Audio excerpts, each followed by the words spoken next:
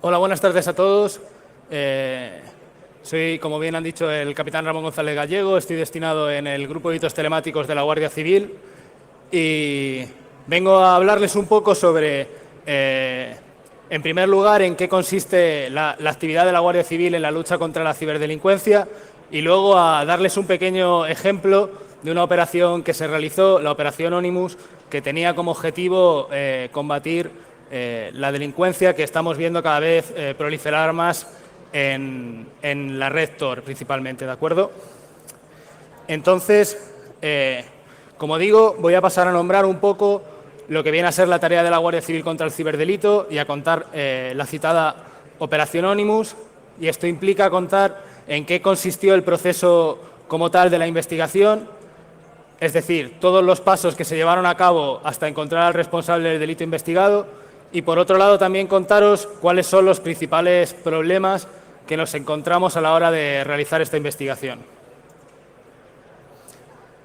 Bueno, antes de nada, para que nos ubiquemos todos, como digo, yo soy del Grupo de Delitos Telemáticos. Esto es una unidad, es un grupo que pertenece a una unidad superior, que es la Unidad Central Operativa, la UCO. A lo mejor os suena de haberla escuchado alguna vez en las noticias, y por supuesto nosotros estamos encuadrados dentro de la Guardia Civil, ¿de acuerdo? La Guardia Civil, en lo que viene a ser la lucha contra los delitos tecnológicos, tiene determinadas ramas, ¿de acuerdo? Por un lado está la Jefatura de Policía Judicial, que sirve a los jueces en la realización de todas aquellas tareas de investigación que sean necesarias para encontrar al delincuente, ¿de acuerdo? Dentro de la Jefatura de Policía Judicial tenemos el Laboratorio de Criminalística con el Departamento de Electrónica e Informática, que son quienes se encargan de realizar aquellas tareas periciales, ¿vale?, de análisis forense puro y duro, y las dan a los juzgados para que ellos tomen esas pruebas periciales en su valoración. Dentro de la Unidad Técnica de Policía Judicial está la sección de delincuencia especializada, ¿de acuerdo?, que se encarga de coordinar todas las labores que realizan las diferentes unidades de la Guardia Civil en el campo de la ciberdelincuencia, para ponernos de acuerdo entre nosotros, para que no nos solapemos y varias unidades estén investigando lo mismo sin que seamos conscientes de ello, ¿no? Y por otro lado está la Unidad Central Operativa, que se encarga de la realización de las investigaciones más complejas y aquellas que también tengan un componente internacional muy marcado. Hay diferentes grupos: está el grupo de drogas, delincuencia organizada, delincuencia económica, el grupo de delitos contra la administración, pero también estamos nosotros, el grupo de delitos telemáticos.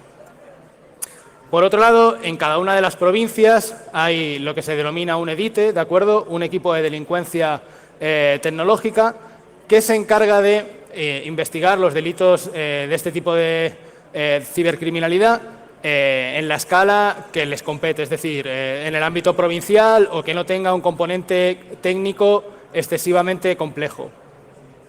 Por último, están nuestros compañeros del Servicio de Información, quienes a través del área técnica o grupo de ciberterrorismo, ¿de acuerdo?, son quienes se encargan de la desagradable y cada vez más visible tarea de combatir al ciberterrorismo, desde los grupos terroristas que hemos visto en España tradicionalmente como ETA o Grapo hasta el más presente, como es el tema del yihadismo.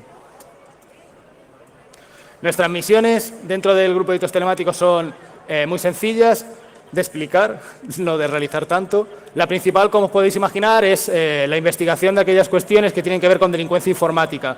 Y como os digo, el factor para saber si es una investigación nuestra o de otro grupo es ver si la complejidad de la investigación es realmente elevada, si el componente internacional está muy presente o si hablamos de un medio técnico de última aparición. Por otro lado, también ayudamos a nuestros compañeros del resto de la UCO en la realización de investigaciones, porque, por ejemplo, por poner un caso reciente, en cualquier registro que os podéis imaginar por un tema de corrupción en un ayuntamiento, acabas encontrando un servidor o un equipo informático de difícil acceso a alguno de sus archivos o similar, y entonces pues siempre acaban llamándonos a nosotros para que realicemos la exploración de esos archivos y el análisis de los mismos.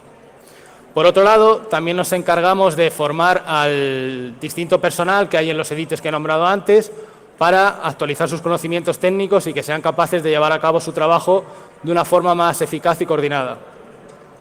Y por otro lado, estamos como punto de contacto internacional en multitud de foros, ¿de acuerdo? Estamos en el Violent Crimes Against Children Task Force del FBI en tema de pornografía infantil, estamos en Europol en multitud de grupos de trabajo, Interpol, el CIEC de Sudamérica, en fin, multitud de sitios de donde obtenemos información. Y imagino que habrán escuchado muchas veces la palabra de ciberdelito o ciberdelincuencia. Este término surgió realmente y fue definido por primera vez en el Convenio de Budapest, que se celebró en dicha localidad en el año 2001 por parte del Consejo de Europa. España ratificó este convenio, aunque no lo ejecutó hasta el año 2010, es decir, se tardó casi 9 años en lograr implementar lo que significaba este convenio. Y básicamente lo que se vino a realizar con ello era por fin definir qué se considera como ciberdelitos. Y los ciberdelitos como tales se pueden dividir fácilmente en cuatro grandes ámbitos, ¿no? Estaría la parte más desagradable, que es pornografía infantil, que yo creo que todos y cada uno de los que estéis aquí podéis imaginaros de qué estoy hablando.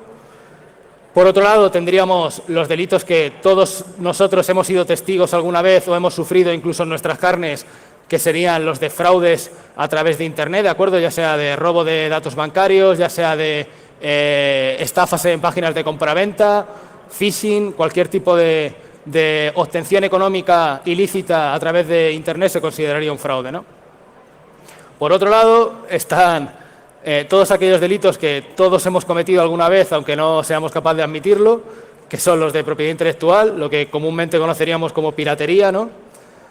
Y finalmente, los delitos más técnicamente puros son los que denominaríamos simplemente como hacking, ¿de acuerdo? Ahí estamos hablando de acceso no autorizado a sistemas informáticos, daños en sistemas informáticos, disrupción, etcétera. No me lo invento yo, cada uno de estos tipos de delitos tiene su título dentro de este convenio de Budapest, ¿de acuerdo?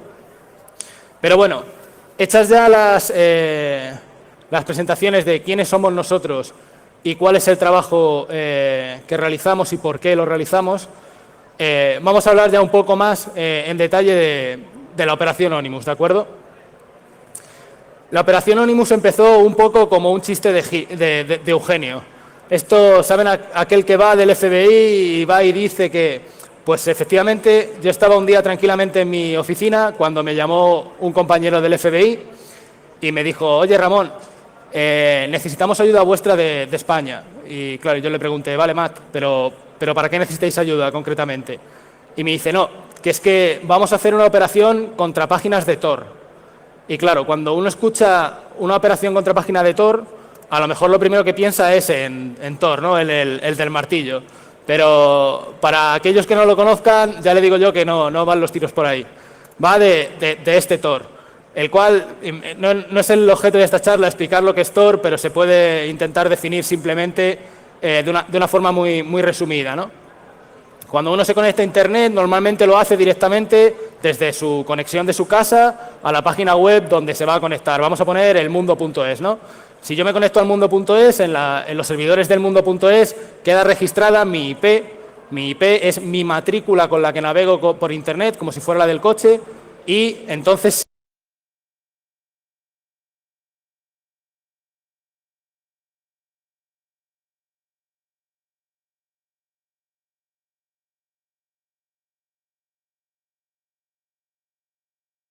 uso. Estos tres equipos, además, no serán siempre los mismos, sino que cambiarán como mínimo cada 30 segundos. Y la conexión entre estos tres equipos está encriptada, lo cual dificulta muchísimo trazar esa comunicación, es decir, rastrear el origen de esa conexión a la página web del mundo. Ahora, en vez de ir directamente hasta el ordenador de mi casa, pasará por un ordenador que estará ubicado en Rusia, por otro que estará ubicado en Brasil y por otro que estará ubicado en China. Y 30 segundos después serán otros 3 países, ¿de acuerdo? Bueno, pues como os decía, Matt me dijo que querían trabajar contra páginas web en Tor, ¿de acuerdo? Y que su objetivo, de hecho, era la infame Silk Road 2. No, os he puesto la primera versión, ¿de acuerdo? Silk Road era el mayor mercadillo de venta de droga online que ha existido jamás, ¿de acuerdo? Fue eliminada por el FBI en una acción que realizaron simplemente los americanos, ¿de acuerdo? se detuvo a su administrador, que se hacía llamar el temerario pirata Robert, y que, por cierto, ya ha sido condenado a cadena perpetua en Estados Unidos. Y como podéis ver, no me lo invento, ahí lo tenéis, que pues ofrecían todo tipo de drogas que te puedes imaginar. Cannabis, éxtasis, opiáceos, precursores, cualquier tipo de cosa. Una vez que se retiró, rápidamente determinados usuarios de la página intentaron que la acción de los americanos quedara en vacío creando Silk Road 2, donde se volvió a ofrecer 3/4 de lo mismo. Cualquier tipo de droga, accesible desde cualquier parte del mundo, con pago a través de bitcoins. Pero la operación Onimus no tenía como objetivo solamente tirar abajo Silk Road 2, sino todas las páginas que se encontraron en Tor que en ese momento estaban teniendo algún tipo de efecto. Entonces había otros muchos mercadillos online de venta de drogas o sustancias ilícitas o armas o cualquier tipo de materia ilícita que os podáis imaginar, como por ejemplo Agora Market, Evolution, etcétera.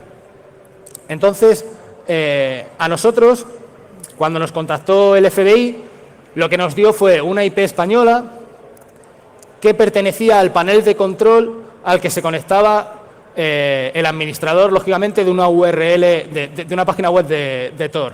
Por tanto, nos dieron esa IP española y nos dieron la URL Onion. Los dominios de Tor son .onion, eso es una de las cosas que permite distinguirlos con facilidad. Y dijimos, bueno, pues vamos a ir a echarle un vistazo, ¿no?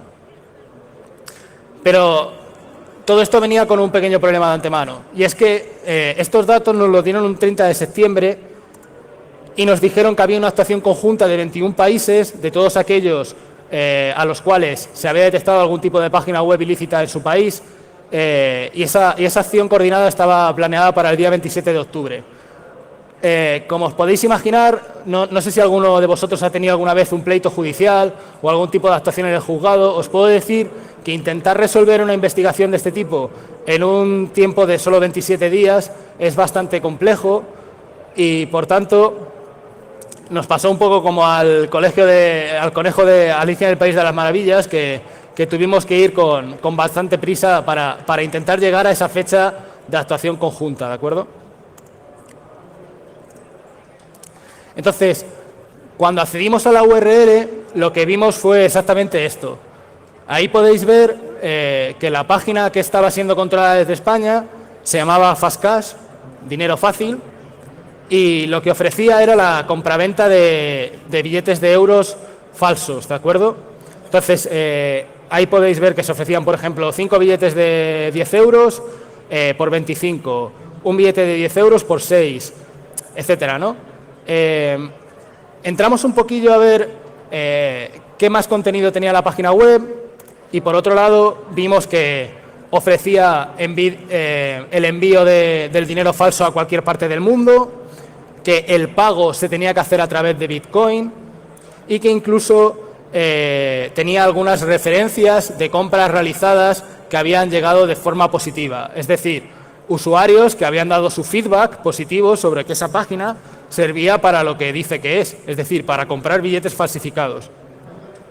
Una vez que vimos todo esto, pues parecía claro que se podía estar cometiendo desde esta página claramente o un delito de falsificación de moneda o, en todo caso, podíamos estar hablando de un fraude, que fuera una página que estafara a aquel que se atreviera a ir a ella y, por tanto, fuera un scam.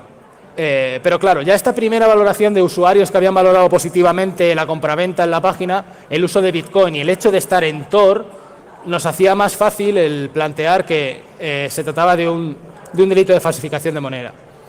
Como teníamos mucha prisa, lo primero que hicimos con todos estos datos fue irnos a la Fiscalía de Criminalidad Informática, que son nuestros principales aliados a la hora de llevar este tipo de investigaciones, para plantearles todo lo que teníamos, la prisa que nos corría y la importancia que tenía el actuar contra este tipo de páginas en Tor, porque todas aquellas que tienen que ver, toda la delincuencia informática que se mueve hoy en día en Tor, tiene cierta sensación de impunidad, de que es capaz de hacer lo que quiera sin ser encontrado, ¿no? Como os digo, perdón. nuestros compañeros de Fiscalía de Criminalidad Informática también llegaron a la misma conclusión, que como mínimo se trataba de un delito de estafa si realmente la página se dedicaba a eso, o si se dedicaba a lo que parecía hacerse, era una falsificación de moneda de libro. Entonces, fuimos a hablar con el juez y el juez tuvo a bien concedernos un mandamiento judicial para resolver la IP que se nos había facilitado. La IP era de un pueblo de Barcelona, ¿de acuerdo? Lo que pasa es que cuando estuvimos mirando los datos de la persona vinculada a esa IP, no tenía mucho sentido, porque era un fontanero, ¿de acuerdo? Era un fontanero de una edad bastante avanzada, que no daba el perfil de tener unos conocimientos técnicos muy elevados en lo que viene a ser manejo de Tor, manejo de Bitcoin, etcétera, ¿de acuerdo? Entonces nos surgieron varios interrogantes. El primero de ellos, como os podéis imaginar, es que la wifi estaba comprometida, que esa casa tendría algún punto de acceso para red inalámbrica y que el malo, el dueño de la página web, se habría conectado allí, rompiendo la seguridad de la wifi y utilizando la IP de la persona que teníamos la identidad, ¿no? Estos datos nos provocaron la duda, ¿no? Y la única manera que hay de resolverlo esto es yéndose al terreno y haciendo análisis del tráfico de conexión a redes wifi que había en la zona, ¿de acuerdo? Entonces, bueno, pues nos fuimos allí y utilizando un poco Aerodump, Aircrack y también otras herramientas de un punto de vista más simple como Acrylic Wi-Fi, lo que nos dejó un poco patidifusos es que no encontramos absolutamente nada, ningún indicio de que efectivamente el señor, el fontanero, tenía una red wifi, pero nadie la estaba vulnerando. No había nadie que estuviera accediendo de una forma ilícita. Es que, de hecho, los únicos dispositivos que encontramos conectados eran los teléfonos móviles de los moradores de la vivienda, lo cual tiene un sentido total, ¿no? Entonces, seguíamos sin tener muy claro que esta persona pudiera estar realmente relacionada con la comisión del delito y dijimos, vamos a darle otra vuelta. Vamos a ver si podemos pensar un poquito más y encontramos a alguien que realmente dé el perfil que estamos buscando. Entonces dijimos, oye, hemos buscado al fontanero en redes sociales y hemos mirado su entorno de redes sociales a ver qué tipo de amistades tiene y tal. Entonces vimos que efectivamente esta persona tenía un perfil en la red social Facebook. Explorando su perfil no encontramos absolutamente nada que nos llevara en la dirección que queríamos, pero sin embargo somos muy cotillas y empezamos a mirar todas sus amistades, toda la gente con la que hablaba, etcétera, y tarde o temprano encontramos esto. ¿Vale? No sé si bueno, aparte de que el medicamento se llame Memetrol, es muy gracioso y tal, ¿no? Porque da mucho juego para hacer memes y esto, que llevar una camiseta de Bitcoin, esta era una amistad del fontanero, ya llamaba la atención, ¿no? Ser un conocedor de Bitcoin y ser, si me permitís la expresión, tan friki de llevar una camiseta de Bitcoin, quiere decir que tienes un determinado amor por ese tipo, vamos, tienes un determinado amor a ese hobby, a esa criptomoneda y que por tanto te suscita interés. Entonces esta persona nos pareció muy interesante. Así que dijimos, vamos a cotillarla un poquito más. No creáis que hicimos ningún tipo de contacto con la NSA para tener datos de un perfil. No, estaba todo en abierto. De vez en cuando los delincuentes cometen este tipo de fallos, ¿no? Entonces, cuando empezamos a mirar más a esta persona, nos encontramos que había colgado una noticia de Antena 3, ¿de acuerdo?, en la que se hablaba sobre la creación del nuevo billete de 10 euros, el que utilizáis hoy en día todos, y ponía, ya tú sabes. Si estás investigando un delito de falsificación de moneda y te encuentras con que uno de los posibles relacionados con la persona que has localizado con la IP pone una noticia de la emisión de un billete y pone ya tú sabes, que suena un poquito como a cachondeo, ¿no? Como a lo mejor, pues estos también voy a tardar poco en falsificarlos, etcétera. Ya te vuelve a poner el interés en esta persona. Cuando sigues mirando su perfil y ves que a través había retransmitido otra noticia en la que se mofaba un poquillo, poniendo gente mala y ponía más comentarios, se mofaba sobre los planes del FBI y Europol para combatir las páginas de compraventa ilícita en Tor. Pues ya te llama muchísimo la atención y dices, este tío sí que tiene todas las papeletas de ser la persona que estoy buscando. Lo que pasa que teníamos la identidad, bueno, teníamos su cara, pero no teníamos el nombre. Actuaba con perfil falso en Facebook. Tenía un nombre de mujer, de hecho.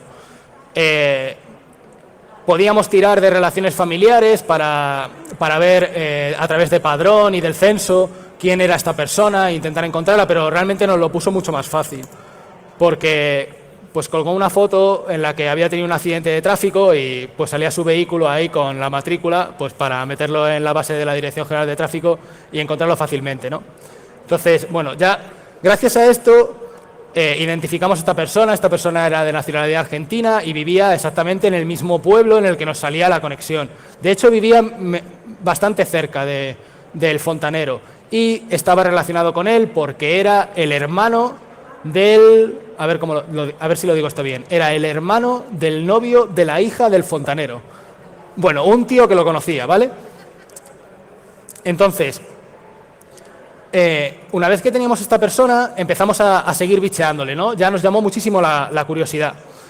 Y vimos que incluso con otros usuarios y amigos suyos en Facebook tenía conversaciones sobre el uso de determinadas herramientas que los más técnicos de aquí estoy seguro que conocéis de sobra, ¿vale? Y hablaba mucho de, joder, pues he petado no sé cuántas wifi de mi vecindario con WiFiWay y además utilizo AirCrack y ponía incluso pantallas de haseo, de claves wifi, etcétera. Le gustaba, la verdad, contar bastante el cómo era capaz de vulnerar seguridad wireless. Lo que pasa es que, como digo, no habíamos encontrado ningún indicio de que la wifi hubiera sido comprometida.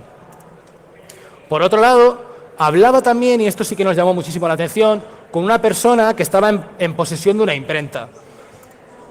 Era una imprenta de camisetas, cierto, pero lógicamente cuando estás buscando al responsable de un delito de falsificación de moneda, el hecho de que ya haya un elemento, ya haya una vinculación con impresión, no os creáis que es muy difícil el cambiar una plancha para imprimir una camiseta a cambiarla y utilizarla para hacer un billete, aunque sea de calidad muy mala. Ya puedes hacer un billete falso, ¿vale? Entonces, lógicamente, todos nuestros esfuerzos y atención, después de todo este cúmulo de indicios, después de todo este cúmulo de factores que nos llevaban a pensar que este era el responsable, canalizó nuestra atención en él. ¿Vale? Con esto ya solicitamos entradas y registros. Entradas y registros no es otra cosa que pedirle a un señor juez que te autorice el ir a la casa de una persona para coger aquellos dispositivos que puedan tener relación con el con el delito investigado, ¿de acuerdo? Como comprenderéis, solicitamos entrada y registro para los dos domicilios, para el del fontanero, porque independientemente de que él no nos pareciera un candidato, la página web a todos los efectos tenía que estar localizada o tenía que haber algún rastro en el router de su casa como mínimo, y por otro lado al domicilio del sospechoso, ¿de acuerdo? Y lo que buscábamos era algo muy simple. No sé si alguno de vosotros alguna vez ha probado a hacerse una página web en Tor.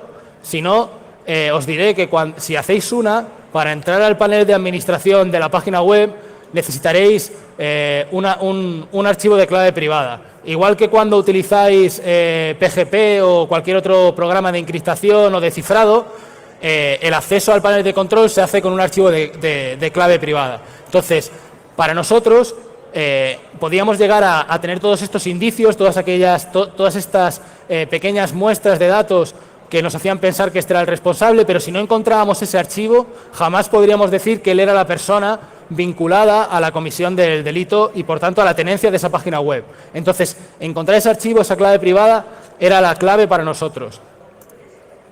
Entonces, primero fuimos al domicilio del sospechoso y nos encontramos un montón de cosas. Ahí podéis ver alguna de ellas. Tenía bastante dinero en efectivo, tenía un montón de tarjetas de crédito vírgenes, ¿de acuerdo? Tenía incluso la máquina para copiar datos de tarjetas a esas tarjetas vírgenes.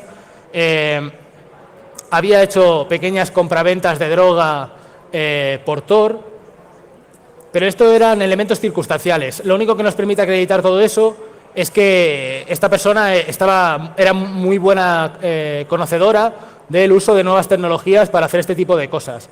La cuestión es que lo que interesaba realmente era mirar su equipo informático. Lo primero que hicimos fue preparar, que eso es relativamente sencillo, cualquiera de vosotros puede hacerlo en su casa si sabe algo de programación, determinados scripts para, una vez que entráramos en su ordenador, encontrar cualquier archivo que fuera un monedero de Bitcoin ¿Por qué? Porque el monedero de Bitcoin sí que tendría una carga probatoria muy elevada. Cualquier monedero de Bitcoin que después, a través de páginas como blockchain, viéramos que se han recibido transferencias que pudieran ser por el pago de moneda falsa, pues sería una prueba muy buena. Tiramos los scripts en el ordenador y salieron automáticamente los monederos. Esto a la persona la puso bastante nerviosa, pero seguíamos sin encontrar el archivo de clave privada que os decía. Sin embargo, mirando en... Y esto, no os riáis, pero es que esto es totalmente verídico. Mirando entre las carpetas más habituales del equipo, él utilizaba una distribución de Debian. De repente encontramos un fichero que se llamaba Pitbull featuring Rihanna, ya tú sabes, MP3. ¿Vale? El ya tú sabes ya era un elemento característico de nuestro delincuente en este caso, ¿no? Pero claro, estaba en una carpeta que no era la carpeta de descargas de iTunes, ni la carpeta de descargas de Ares, ni la carpeta de música, ¿de acuerdo? Estaba en una carpeta en la que había pues, más documentos TXT, etcétera. Nos llamó mucho la atención y cuando ya hicimos clic derecho y vimos la capacidad del archivo, 2 megas, nos llamó mucho la atención. Y si algunos estáis preguntando por qué, os lo diré. Un archivo MP3 no suele tener una capacidad de 2 megas jamás. O sea, un archivo MP3 como mínimo te va a tener 3 megas y medio, 4, 8, 12, pero además 2 megas, permitidme la expresión, mondos y lirondos, o sea, justos, era muy extraño. Cuando le preguntamos ya en el primer momento, oye, este fichero no es lo que parece, ¿verdad? No nos quiso responder. La cuestión es que cuando vio que fuimos a hacer un análisis, le pillamos con el ordenador encendido y íbamos a hacer un volcado de la memoria RAM, porque de la memoria RAM se pueden extraer contraseñas de aplicaciones que se hayan utilizado recientemente. En cuando vio que empezábamos a hacer ese salador, ya dijo, vale, venga, es un contenedor de TrueCrypt que he creado y cuando lo abrimos con la contraseña, que ya nos la facilitó él porque se rindió al ver que lo teníamos bastante cazado, tenía la clave de acceso privado a la página web. Nuestro trabajo en ese momento, la verdad es que había quedado ya bastante bien terminado. Pero, sin embargo, a mí me quedaba una incógnita por resolver que no quería dejar vacía, sin respuesta. Como os digo, hicimos un análisis del terreno de las contraseñas Wi-Fi, perdón, de las conexiones Wi-Fi, a ver si alguna había sido rota, etcétera, y no había salido nada. Entonces nos fuimos a casa del fontanero y lo que nos encontramos fue exactamente eso. Lo que veis a la izquierda, el pequeño portátil, lo tenía configurado como el servidor de la página web, ¿vale? Y no se me ocurrió, la verdad es que lo podría haber llegado a pensar, no se me ocurrió en el momento en el que estaba haciendo la investigación, pero nuestro sospechoso real, la persona argentina que os comentaba, se conectaba al servidor ubicado en la casa de el padre de la novia de su hermano, ¿vale? Se conectaba por acceso remoto. Y yo cuando le tomamos manifestación al fontanero y le dijimos, pero ¿cómo permites que esto esté en tu casa? ¿No lo controlas? ¿No sabes lo que hay aquí? La verdad es que dijo que le habían pedido el favor y que lo dejó y no había nada tampoco que me pudiera decir lo contrario. Entonces esta persona, el fontanero, tenía en su casa el servidor, el cual era accedido por acceso remoto por nuestro sospechoso, y eso que veis a la derecha del todo de la imagen, que son como 3 tarjetitas con luces verdes, etcétera, eso, el que no lo sepa, se lo explico, es una pequeña granja de bitcoins, ¿de acuerdo? Son determinadas tarjetitas muy pequeñas, preparadas con la GPU para específicamente estar haciendo procesamiento de bloques de datos de Bitcoin y minear, es decir, obtener Bitcoins. Eso no es nada delictivo, lo que pasa que nos sorprendió el hallazgo y nuevamente vinculaba la pasión que tenía esta persona por el Bitcoin. El servidor, como podéis imaginar, sí que era delictivo. Así que, como os digo, finalmente obtuvimos la respuesta a nuestro interrogante y simplemente el tema de las IPs, la confusión que había surgido era porque administraba la web desde su casa por acceso remoto. ¿Qué conclusiones sacamos de la práctica de la operación Onimus? ¿Qué es lo que encontramos en la casa del sospechoso? Aparte, más o menos ya os he comentado todo, pero por dejarlo terminado. Encontramos un TXT en su equipo con claves de acceso a más de 120 redes inalámbricas en los alrededores de su domicilio. Fuimos luego una a una verificando que estas redes wifi efectivamente eran de los alrededores por identificar a posibles víctimas de un delito de descubrimiento y revelación de secretos, y así lo dejamos plasmado. Eso, por cierto, nota mental, la seguridad de las redes wifi, por favor, mejorarlas para que gente como esta no se cuele en vuestra red y os haga un desaguisado. Por otro lado, como os digo, encontramos CC Credit Card vírgenes para volcado de datos. No llegamos a encontrar, lo buscamos, era posible alguien que se mueve en Tor, es muy típico que haga compraventa de datos de tarjetas bancarias, pero no encontramos ningún indicio al respecto. Sin embargo, estaba en posesión de todo lo necesario para ello. Por otro lado, le intervenimos el monedero de bitcoins. El saldo total de dinero que había recibido en bitcoins en ese monedero era aproximadamente unos 17, lo cual puede sonar a poco, pero os diré, si alguien tiene el dato más actualizado que me lo corrija, actualmente un bitcoin vale 341 euros. Por lo tanto, había obtenido un beneficio, no para volverse rico, pero bueno, más que haciendo nada, desde luego. Bueno, por supuesto encontramos la clave privada de acceso al panel de la web, que era el elemento clave para demostrar la investigación. Y esto es un dato simplemente gracioso. La verdad es que la persona tenía bastantes conocimientos técnicos. De hecho, cuando toma manifestación a un detenido, acaba teniendo determinada empatía con él. Y yo le decía, digo, eres mucho más listo como para estar haciendo este tipo de tonterías. Y una de las tonterías que hacía era que vulneró el cifrado que llevan los billetes de metro de Barcelona y era capaz de copiárselos y de replicarlos si lo hacía, por ahorrarse 1 euro y pico. Digo, no sé, no tiene demasiado sentido. Utiliza tus conocimientos en cosas más importantes que en copiar un billete de metro, ¿no? Y bueno, y eso. Había realizado determinadas compras de droga por Tor, de las cuales cogimos cuenta desde dónde se habían realizado los envíos para su posterior investigación. Eso es parte de otra investigación que se está llevando hoy en día. Se le intervino además unos 2.000 euros en metálico para compensar el dinero que había defraudado. Entonces, en un principio pensábamos que nos podíamos estar enfrentando a un grave delincuente tipo Al Capone, ¿no?, que estaba realizando falsificación de billetes y venta por Tor con pago de bitcoins, etcétera, pero al final lo que nos encontramos, por tristeza, es que en España somos así y en vez de tener grandes delincuentes, etcétera, también lo que nos encontramos fue un simple scam. Pero bueno, se pudo actuar contra este scam, ¿no? Por poneros ahí algunos de los titulares que salieron a raíz de la operación, pues bueno, ahí El País recogió información sobre golpe a la delincuencia de la Deep Web. En la página de Europol también se publicaron todos los detalles sobre la operación. Pero yo quiero hacer una reflexión aquí para terminar prácticamente y hacerla en voz alta. Incluso un caso de scam como este hoy en día tiene unas complicaciones muy grandes. En primer lugar, porque es tremendamente fácil, el usuario todavía no está acostumbrado a securizar correctamente sus redes wifi, es tremendamente fácil vulnerar la wifi de tu vecino o de una persona que vive cerca a ti, acceder a ella y que sea mucho más difícil trazar la conexión. También incluso puedes hacer uso, como en las grandes redes botnet, de accesos remotos para utilización de ordenadores infectados en aquellas labores que se te ocurran. Perdonadme. Es cada vez también más frecuente encontrarte el uso de herramientas de encriptación, las cuales dificultan muchísimo la obtención de cualquier indicio digital que imaginéis. En este caso concreto no íbamos a haber tenido problema porque acababa de ejecutar TrueCrypt y el password estaba en la RAM.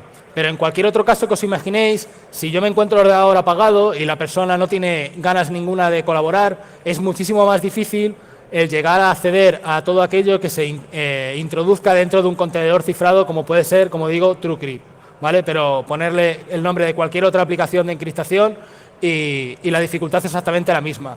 Romper una contraseña con un programa de encriptación que tenga una contraseña de cifrado, un algoritmo, perdón, de cifrado medianamente bueno, estamos hablando de, si son 8 caracteres, meses, pero si subes de ahí ya la cifra aumenta exponencialmente a años, siglos, milenios. Imposible hoy en día. Luego, por otro lado, en este caso, esta persona había obtenido un beneficio de 16 bitcoins y algo más de dinero en metálico, 2.000 euros que se le habían encontrado. Pero, sin embargo, ni que deciros tiene que determinadas grandes organizaciones han encontrado en Bitcoin una herramienta que de por sí sola es simplemente útil, pero que en manos de delincuentes permite realizar tareas de lavado de capitales de una forma muchísimo más rápida que acudiendo a la banca tradicional, y que permite, por tanto, además, si tú empiezas a mover dinero fruto del delito a través de monederos de Bitcoin, y además utilizas a determinadas empresas, que las hay, delictivas, que se dedican a sacar esos bitcoins y meterlos en otros monederos y ponen procesos intermediarios para dificultar todo lo que es el seguimiento, tienes un proceso de blanqueo de capitales mucho más difícil de seguir hoy en día que cualquiera que se pueda hacer a través de, como os he dicho, el banco. Y por último, Tor o cualquier otra herramienta de navegación anónima como I2P o Freenet son plataformas que, lógicamente, por sí solas no hacen daño a nadie. De hecho, el objetivo con el que nacieron es tremendamente bueno, que era permitir la privacidad y la libertad de expresión en países que la tienen reprimida, pero sin embargo en manos de delincuentes conlleva la realización de un esfuerzo adicional para la localización de los responsables mucho mayor a si estuviéramos hablando de una navegación limpia. Pero bueno, con la operación Onimus, al fin y al cabo, logramos que los delincuentes se dieran cuenta de que incluso en Tor somos capaces de actuar contra ellos, ¿de acuerdo? Esto fue lo que se encontró cualquier persona que quiso acceder a cualquiera de las páginas que se intervinieron durante su realización. Y la acción global, que me la está... de vez en cuando se cometen fallos. Y la acción global, la voy a tener que decir de memoria, ese día se incautaron 410 sitios ocultos en Tor, ¿de acuerdo?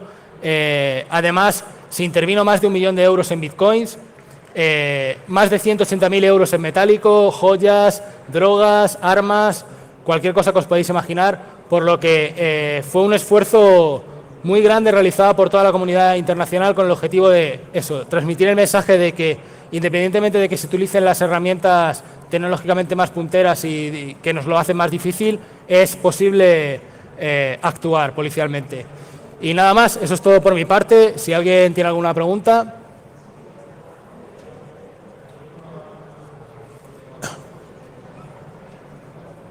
Sí, veo ahí una mano.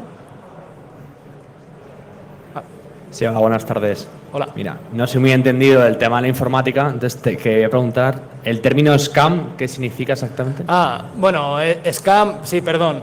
Hay veces que uno ya se mete en el argot, ¿vale? Y yo digo que tengo que intentar calibrar el nivel de chino que utilizo en las charlas, ¿vale? Para que la gente no se pierda. Nada, scam es simplemente una página de fraude. Te puedo poner otro ejemplo de lo que es scam. ¿Tú has visto la lotería de Bill Gates? Sí.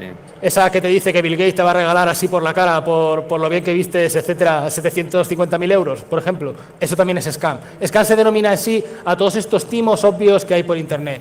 En este caso no era tan obvio, pero se le viene a denominar igualmente scam. Vale, y luego otra cosa, has dicho que accediste al perfil de Facebook porque lo tenía abierto, pero que si fuera privado tenías que pedir autorización al NSA. Esto que... No, perdón. Vamos a explicarlo bien, que si no se quedan malentendidos muy peligrosos. Lo que me interesa saber es si yo tengo un perfil privado en Facebook, si en una investigación podéis acceder o necesitas autorización del juez. Vale. Lo de la NSA era un chiste, porque... Vale, voy a explicarlo rápido. Mucha gente se cree que las fuerzas y cuerpos de seguridad tenemos barra libre para acceder a toda la información que existe. Y por eso hay multitud de veces sale en prensa noticias sobre la NSA, monitoriza las conexiones, tal. Bueno, yo de lo que se hace en Estados Unidos no lo sé. Te puedo contar lo que pasa en España. Yo, lógicamente, y cualquiera de vosotros puede acceder a cualquier cosa que esté abierta. Eso lo tenemos más o menos claro. Pero, por ejemplo, si yo necesitara obtener información tuya de tu perfil de Facebook porque estuvieras realizando algún tipo de acción delictiva, yo solamente podré acceder a esa información mediante un mandamiento que un juez español otorga y que le dice a la empresa americana Facebook que facilite determinada información. ¿Eso solventada? Vale. ¿Alguien más? Sí. Hola. Veo manos por ahí. Sí, hola. aquí. Enhorabuena por la charla. No te veo. Me gustaría hacerte... ¿Aquí? Me gustaría hacerte una pregunta. Sí. Decías que esta persona tenía en su ordenador un fichero con más de 100 contraseñas de claves wifi de sus vecinos y que pudisteis comprobar fehacientemente que esas contraseñas correspondían a las claves wifi. Sí. Me gustaría saber cómo puedes hacer eso sin entrar en esos routers, o si has conectado a esas wifis, ¿qué tipo de permiso teníais? No, pero es que fue mucho más sencillo. No sé si conoces, yo normalmente es la que utilizo, la herramienta Acrylic Wi-Fi, te permite crear mapas de calor en las cuales, si vas paseando, puedes saber si un punto de acceso está muy cerca. Siéntate, por favor. Si un punto de acceso está cerca tuyo o no. En este caso, simplemente nos dimos una vueltecita que nos llevó un par de días por Barcelona y fuimos viendo que el punto de acceso estaba cercano. Entonces, simplemente llamábamos a la puerta y le decíamos: oiga, ¿es usted el propietario del punto de acceso con el nombre VLAN, lo que sea? Sí. Oiga, ¿y usted cuál es su contraseña? Esta. Pues que sepa que la han vulnerado. Era tan sencillo como eso.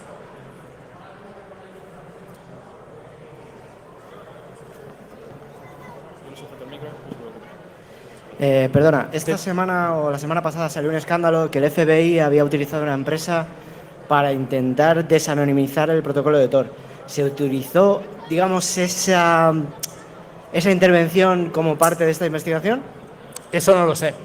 Nosotros cuando recibimos la información de un país, lo único que se pregunta siempre, ¿de acuerdo?, es si la información ha sido obtenida en el país de forma legal. Si la información por los americanos fue obtenida de forma legal, en España se aplica lo que se conoce el principio de reciprocidad de la prueba, que viene a decir que si en Estados Unidos era legal, yo puedo utilizar esa información. El cómo lo hicieron los americanos, eso se lo tendrías que preguntar a ellos. Lamento no poder ayudarte. Hola, buenas tardes. Quería saber, una vez que se ha llevado a cabo la aprehensión de los Bitcoin, ¿se almacena en una cartera de Bitcoin o se hace el cambio a euros? A ti te han chivado la pregunta, ¿no? Sí, me encanta. Esa es una muy buena pregunta. A ver cómo te lo respondo.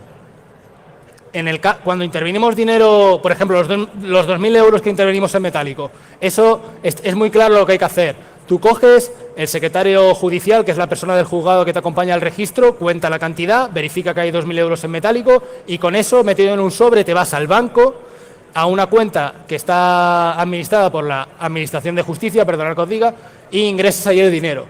Fue muy gracioso y era la primera vez que sucedía en España cuando llegué con el USB que contenía el monedero de bitcoins a la juez que llevó el caso y le dije: señoría, aquí le dejo los bitcoins. La cara de la juez fue: ¿y eso qué es lo que es? Entonces yo le intenté decir: mire, esto resulta que es un fichero que si uno lo mete en circulación a través de estos programas vale no sé cuánto dinero.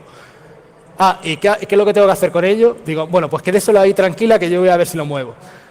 Después de todo eso hemos tenido varias reuniones con Fiscalía de Criminalidad Informática y con Ministerio de Justicia para decirles que a partir de ahora la Administración tiene que crearse monederos de bitcoins para transferirlos, los bitcoins que se intervengan, a ellos hasta que se decida qué pasa con el delincuente, porque es la única manera de prevenirlo. Y aquí hay dos problemas. Hay dos tipos de monedero, básicamente, ¿vale?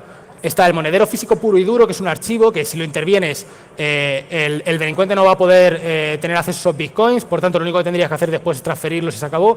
Pero luego hay otros tipos de monederos que están sincronizados por cuentas de correo electrónico y entonces para lograr el bloqueo de los mismos deberías no solo transferirlos a una cuenta que sea controlada por el Ministerio de Justicia, sino que además deberías cambiar las contraseñas de acceso que tenga esa persona, porque si no podría tener opciones de recuperación. Pero vamos, en definitiva, el Ministerio de Justicia, la Administración en general, tiene que empezar a crear cuentas de Bitcoin para poder intervenirlos. ¿Más? ¿Es verdad que el Estado español se gastó no sé cuántos millones en el Hacker Team para aplicaciones? Wow. ¿What? En el Hacker Team. No, Hacking Team. Hacking Team. En todo caso, me estás hablando de la empresa italiana, ¿no? Sí. Te voy a decir una cosa. Mira, trabajamos con un material que ya quisiera yo tener tanto dinero como dicen ahí para comprarme tantas cosas como cuentan. En mi caso concreto, lo que te puedo decir, la Guardia Civil no compró absolutamente nada al Hacking Team. Muchas gracias. ¿Alguien más?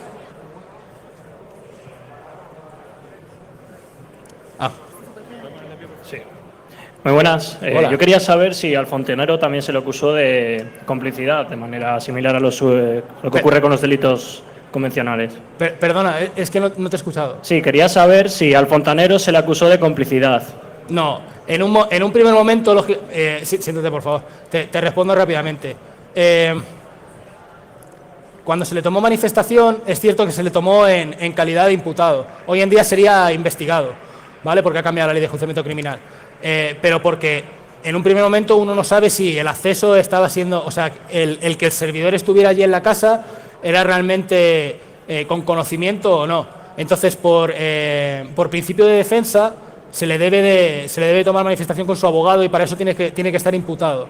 Pero nosotros posteriormente en el informe dejamos claro que en nuestra opinión no tenía relación delictiva, no había realmente el hecho nada, salvo, si me permitís que lo diga, y eso ya es puramente mi opinión, ser un poco inconsciente de qué sistemas informáticos tenía en su casa. Pero eso es ser un inconsciente, pero no es un delito. ¿Alguien más?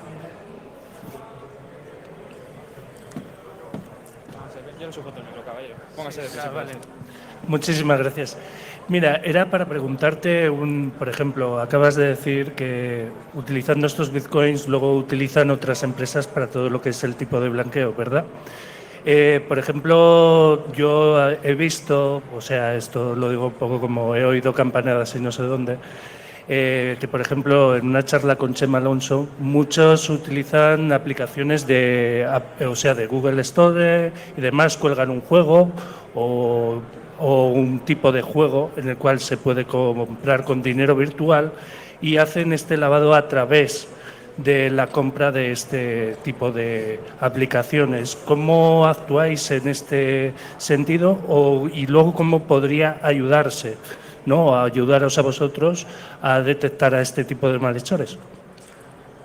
A ver si he entendido la pregunta. Lo que me vienes a decir es, en otras herramientas de blanqueo, como por ejemplo el uso de moneda virtual en plataformas de juego online, Efectivamente, por ejemplo... ¿Cómo se puede combatir contra eso, no? Sí, efectivamente, o cómo evitarlo, o por ejemplo yo he visto un poquito por encima que hay en juegos que de repente empiezan a regalar dinero virtual de una manera casi indiscriminada. Cuelgan el hack y directamente pues los usuarios empiezan a descargarse este propio hack en su ordenador, habilitándole un dinero virtual ilimitado. ¿Sabes? Luego no sé cómo funcionaría, ¿no?, la ingeniería en este caso, o cómo lo justifica el propio ingeniero del videojuego. Videojuegos que están colgados en Facebook. O sea, no te voy a decir aquí en Petit Comité, te lo digo, pero no en directo, vamos. A ver, por responder a tu pregunta, hay que tener en cuenta una cosa. La validez de una herramienta de moneda virtual depende mucho del valor que le dé el usuario. Realmente, si uno tiene mucha moneda virtual, pero esa moneda no tiene aceptación, realmente el valor de eso es nulo. Pero en todas aquellas que tienen un determinado, que han llegado a valer dinero real, es decir, como por ejemplo, la primera moneda virtual que yo creo que empezó a tener determinada aceptación fue el dólar Lindel. O sea, ¿alguno sabe de lo que estoy hablando? ¿No? Vale, pues para frikis eso es de Second Life, ¿vale? Del mundo virtual este que fue de los primeros que se creó. En ese caso, todo ese tipo de empresas que ya está haciendo un uso de moneda virtual que tiene un grado de distribución real, están obligados a las obligaciones que tiene la mayoría de empresas que tengan que ver con monetización. Es decir, ellos tienen que tener control de los ingresos que se realizan en moneda real, tienen que tener control de las transferencias de entrada y de salida, pero además hace tiempo es cierto que eran un agujero enorme para blanqueo de capitales, pero hoy en día se han desarrollado determinadas medidas que permiten detectar muy fácilmente si se está utilizando para... Siéntate, por favor. Si se están utilizando para blanqueo de capitales. Te pongo un ejemplo. Y tiene que ver, por ejemplo, con póker online.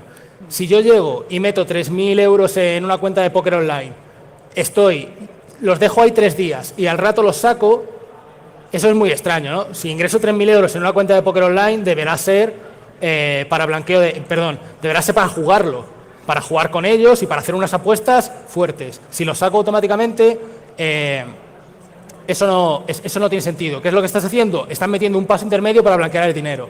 Bien, todos esos movimientos hoy en día son detectados automáticamente a través de verificación de cookies, verificación desde la IP que me conecto, verificación de la tarjeta de crédito vinculada a la compra. Hay un montón de factores de verificación.